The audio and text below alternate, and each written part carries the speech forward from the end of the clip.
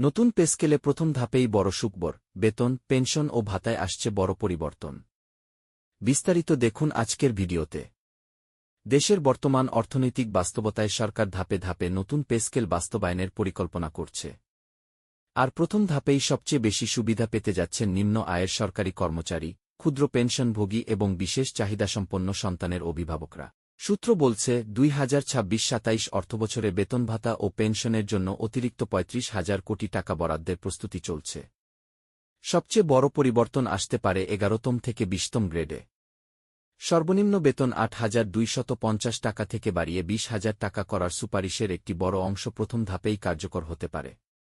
এছাড়া 20,000 টাকার কম পেনশন পাওয়া ব্যক্তিদের জন্য 100% পর্যন্ত পেনশন বৃদ্ধির পরিকল্পনাও আলোচনায় রয়েছে। টিফিন ভাতা 200 টাকা থেকে 1,000 টাকা এবং বৈশাখী ভাতা 50% করার প্রস্তাবও গুরুত্ব পাচ্ছে।